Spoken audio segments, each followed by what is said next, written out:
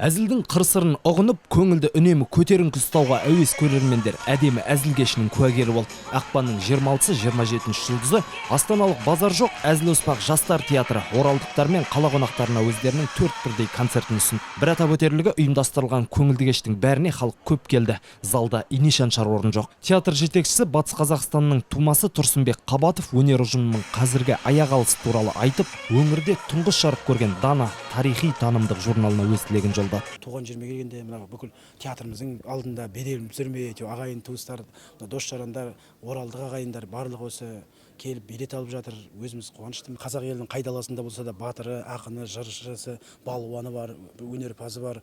Жалпы өте даналар көп. Ұжымға айтарым, дұрыс, мына жем-бет жырау деп жатырмыз. Атам содан бастапты осы тамаша Дана журналы. Сіздерге тілеріміз осындай Алла амандығын берсе, 300 жылдан кейін осы Дана газетінде біз жүрейік, осы Оралдың даналары деп аман болайық. Жыл санап беделі артып келетін жастар театры қазір еліміздің барлық өңірлеріне гастрольдік сапарға шығып, астарлы ұтымды әзілдермен патша көңіл көрерменнің көңілінен шығып келеді. Ол әр әзіліміздің қайталанбай үнемі жаңарып тұратынында дейді әртістер. Қазақтың медицинаға деген көзқарасы, жалпы қазақ қандай кезде медицинаға жүгінеді деген сияқты. Медицинадан көбіне біздер қазақ ем шарттау деген сияқты әңгімеге жақсы көреміз ғой. Құдай салу, Құдай сақтасын ештеңе емес. Қолы кесіліп жатса да араменен Құдай сақтасын дейді. Я топырақ жаға қояды деген сияқты.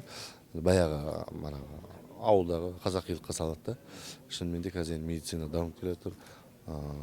Енді қазір медицина көбіне көп үлкен адамның ойына кіріп шықпайтын заттарды істеп жатыр да. Сол турасында әңгіме қозғалады.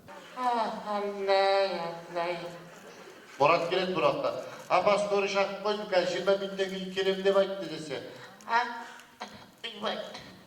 Жинастырдым мен тәуір көйлегім. Құда күткен дейді. Қызығушылық бар жалпы халықта. Рахмет осындай келіп жатқандарына халыққа осы барлығын. 8 наурыз мерекесін қарсаңында, жалпы халықаралық әйелдер мерекесін қарсаңында барлық облыста, Қазақстанда қыз-келіншектерді құттықтап кетейін деп бір жағынан.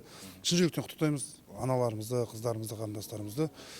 Көп рахмет Орал халқына. 2 күн қатарынан жайық жұртшылығына әзіл кешін сыйлаған театр ұжымы алдағы уақытта да Орал өңіріне ат басын бұрып көптеген көңілді кездесулер ұйымдастыратындарын жеткізді. Бағдат Ізмағамбет, Темірболат Тоқмамбетов, Наурыз Халитов, Жайық пресс ақпарат орталығы.